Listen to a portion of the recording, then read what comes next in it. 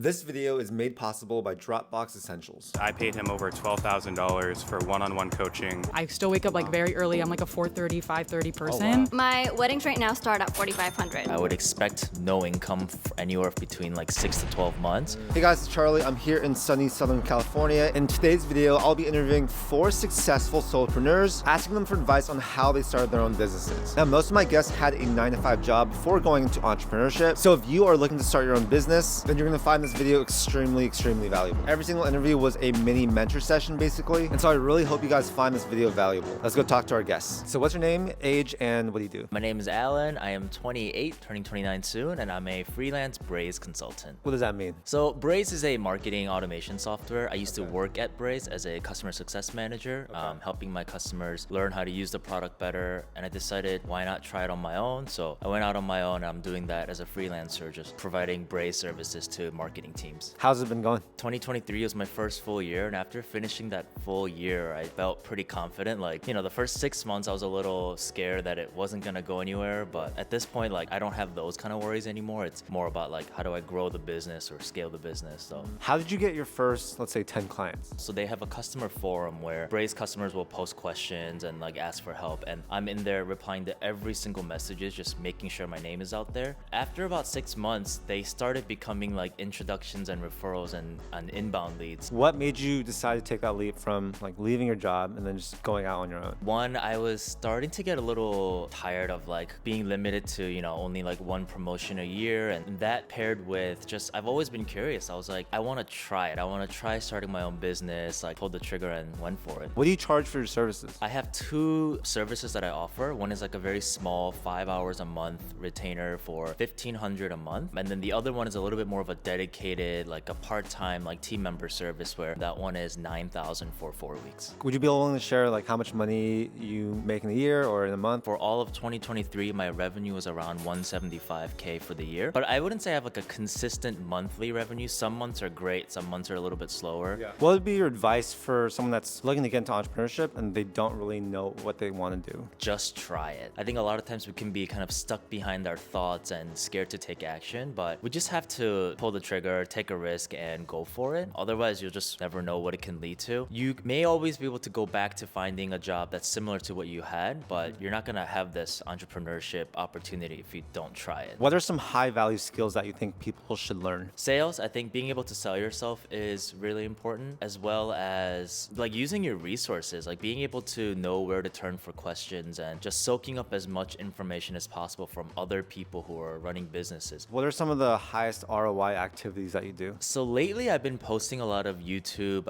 educational training videos. I'm able to answer one question for potentially tons of people by putting the tutorial out there. From like a personal perspective, just trying to save time on anything as possible. So I use like meal delivery service where I get like home cooked meals, so I don't spend time cooking or groceries. Huge time saving. I definitely recommend it. Which one do you use? Eat Naked LA, I found them at a fitness event, and I just get 12 meals delivered to my door every Sunday. So How much is it per meal? I pay about $150 for 12 meals every week, so 12 to 13 bucks a meal. What else do you do personally to save time? Instacart actually is something I started using. Before I was like, oh, these are such upcharged, high-priced grocery items. Like I can just go to Costco and get them myself. But going to Costco is a big drive, and parking is always a nightmare. So that's Instacart through Costco, right? Like through your Costco membership? So actually, you don't have to have a Costco membership to shop from Costco using your Instacart. Prices are higher, and that all goes into the service that you're receiving from Instacart. Yeah. How do you plan on growing your business in the next 5 years? I want to look into more services where it's scalable and just I can deliver to multiple people at once. That's why I'm thinking about YouTube videos, education content, or courses, so I can maybe try to sell that digital product. What's your best advice for new entrepreneurs? It's helpful to have some financial stability going into your entrepreneurship journey. I would expect no income for anywhere between like 6 to 12 months. I think that will provide the peace of mind for you to comfortably give your full shot at entrepreneurship. Just go full in, like whatever it takes, try new things, step out of your comfort zone, like do things that you normally wouldn't do, and they'll always lead to some new unexpected opportunities. And the transition from 9 to 5 to working for yourself, what was that whole thing like for you? At first it was lonely for sure, because I was in a team of 6 people and I went to kind of working alone in my room the entire day. Lots of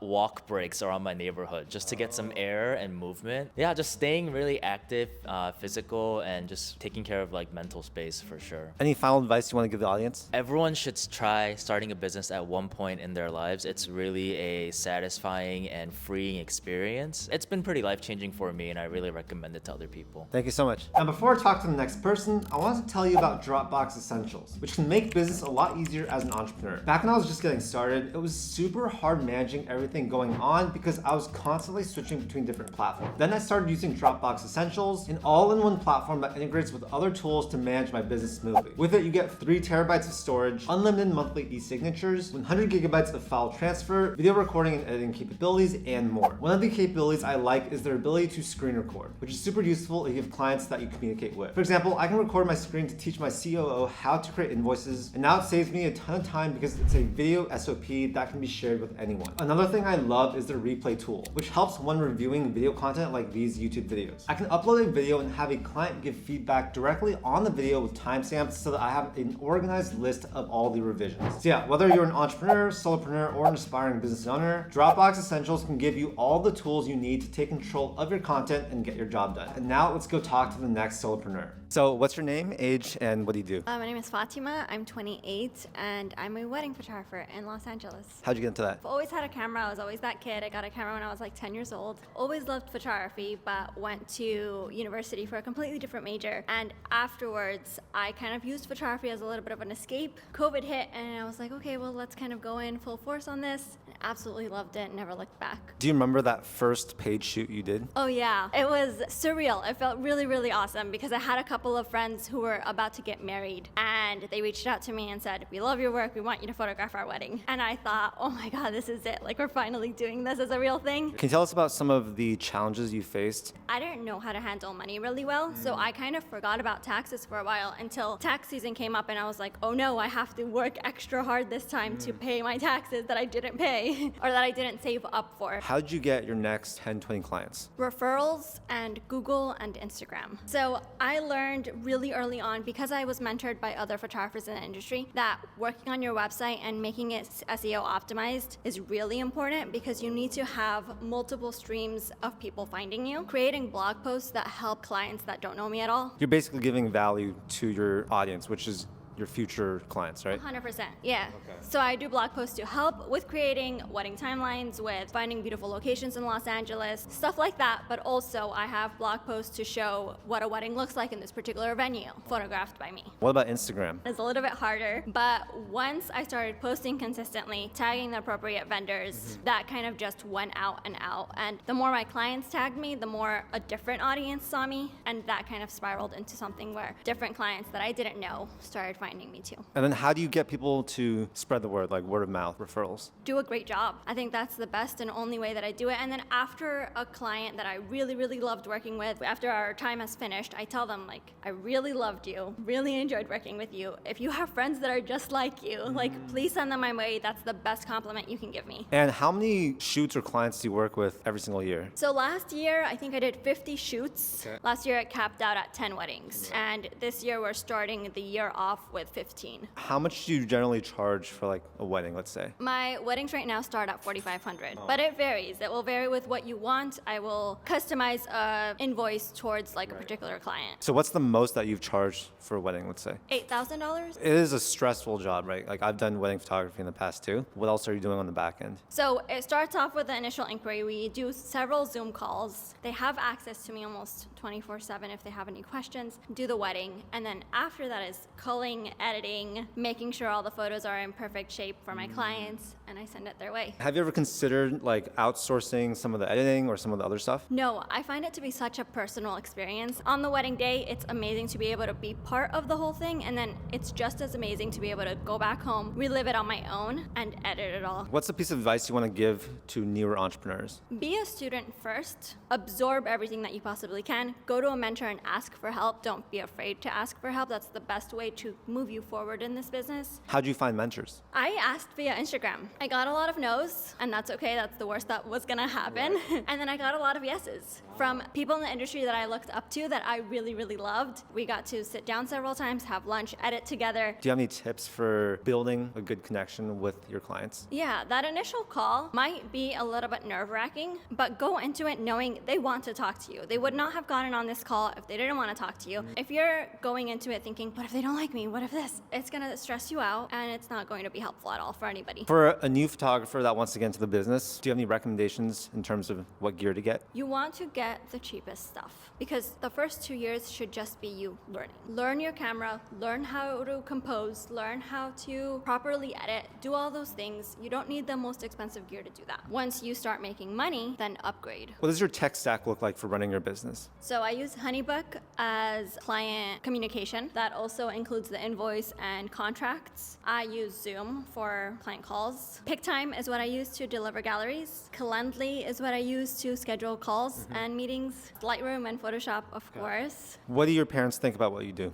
In the beginning, they weren't super stoked. I went to UCLA for neuroscience and graduated with a neuroscience major and an education studies minor. So to go from that straight into wedding photography, they weren't stoked about it. But then I remember showing my dad my website once and he said, wow, this is art. For people looking to hire a photographer, what advice would you give them? Go based on what your style is. Do not go on with a photographer that's super cheap and then ask them to change their style in a particular way. Photography is the only thing that will be left behind after a wedding day is completely done. Don't cheap out on it. It's the most important thing. So pay attention to it when you're actually booking your photographer. Any final advice you'd like to give the audience? I think as an entrepreneur, the best advice I can give is go into it as a student, absorb everything that you possibly can, and don't feel like you have to rush it. Best thing you can do is take it slow, and the money will eventually come.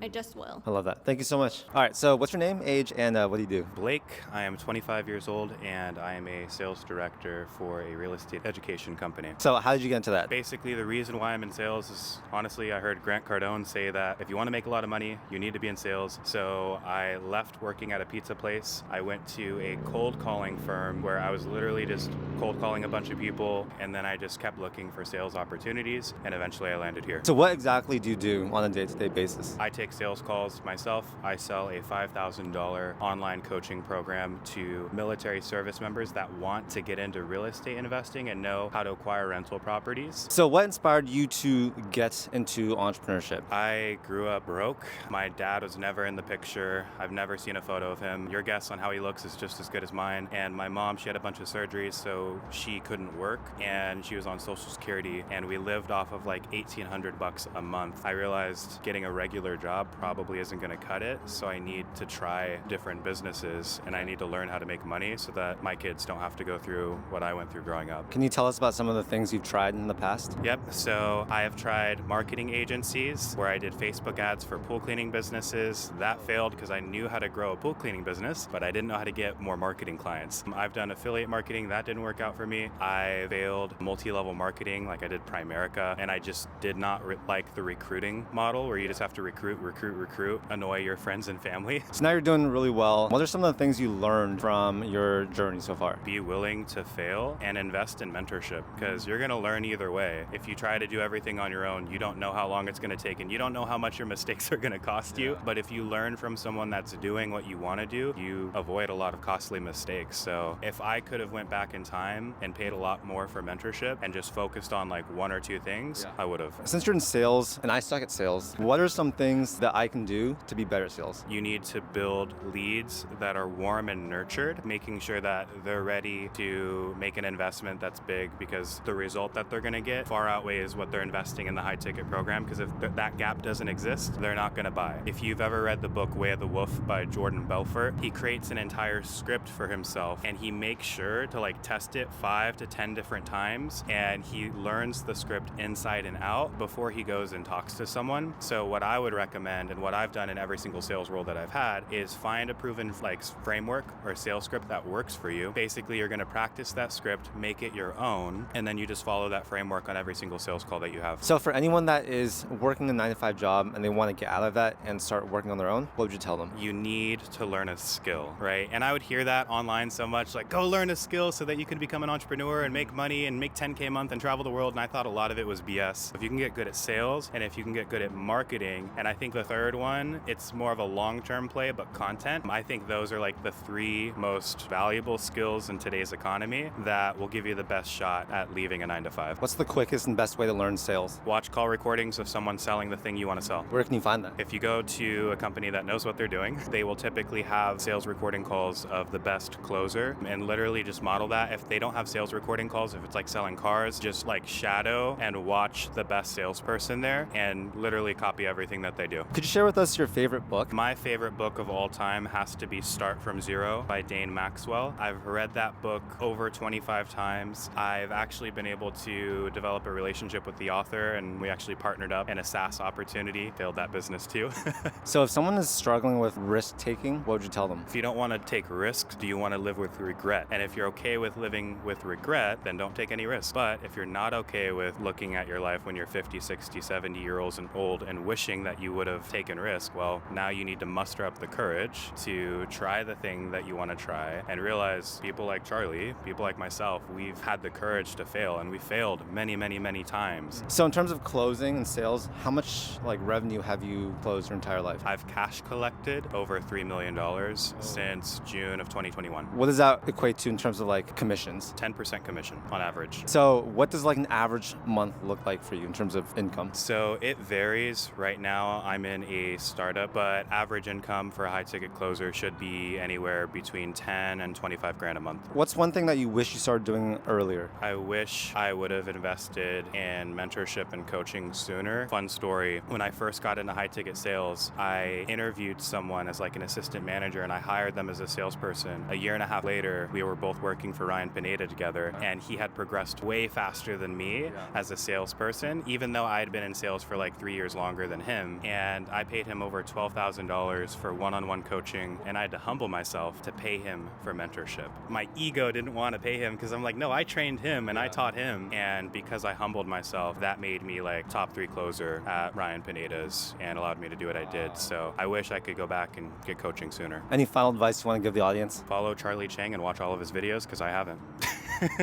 What's your name, age, and what do you do? Hi, I'm Nana. I'm 25 and I am a founder of a content agency. That's amazing. So what does your content agency do? So basically we work with CPG brands and we help them with their organic content strategy. So we do that part, and then we also do the creator like management part. And how long have you been doing that for? Only for like 5 to 6 months. So what were you doing before? Before that, I actually worked in private equity and I was also freelancing at the same time. So I was working on like the social media side for brands, also consulting and helping with strategy. That grew pretty quickly. So then I did that full time. I left my finance job. And then 5 months ago, I was like, I want to do an agency. So started that. What has been a big struggle that you've had to deal with in launching your business? Probably the biggest struggle would just be patience, because I think a lot of people think that things happen overnight, and it can be quite easy to look on social media and think like you're not where you want to be. But if you're going to start anything, it takes a long time. It's a lot of resiliency, perseverance, and also not getting distracted. So not having that like shiny object syndrome. So how do you monetize? Like, how does this business model work? So basically what we do is we have like a monthly subscription. Okay. So right now we're just trying to build like as many clients as we can before we kind of just focus on a few at once. But yeah, I would say that we work on a monthly retainer and that's how we make our money. Could you share the numbers of like how much it costs and stuff? Yeah, so the packages range, so it can start as low as like 4 figures and go up to 6 figures. Are you willing to share any revenue numbers? We're still quite small, so I'm gonna be honest, like I would say we're probably hitting like over 10 to 20K a month. So Okay. it's not a lot, but That's great. we have great projections for the rest of the year. So So what are some things that you're implementing this year to take your business to the next level? putting myself out there on social media, going to more like in-person events, because something I struggled with was imposter syndrome, and I still do. So sometimes I feel like I get nervous or I don't want to really put myself out there or talk about the things that I'm doing because I feel like, oh, I'm not at that position to speak about it yet. Like, you have to start somewhere to get to your end point, and I have to just be okay with like, yeah, I'm in the beginning stages, but that's okay. I assume you've tried a lot of things. What are some things that you failed at, and what did you learn from them? I first started as like a freelancer and I grew that really quickly, but because I was by myself, there's not much you can scale out of that. So that was, I would say, my first failure, realizing that like that wasn't sustainable and I can't grow a business with just my name. I have to have a team. You're not technically a solopreneur, but you were. What have been some of the like best things to come out of that? I think that you can't do a lot of things alone, and you're also not the best at at everything. So finding people that can fill up those cups, I think, is really important. Can you give the audience like top 2-3 3 pieces of advice? I think like if you want to build a team and you don't want to be a solopreneur, to get like great people to stay, you need to incentivize them to stay. The second would be that you need to really focus on your discipline. It's easy for everyone to get distracted by everything that's going on and comparing ourselves to things. You can emulate or try to be inspired by people, but look at what you do best and like stay in that avenue. This is super random, but get sleep. I used to not sleep a lot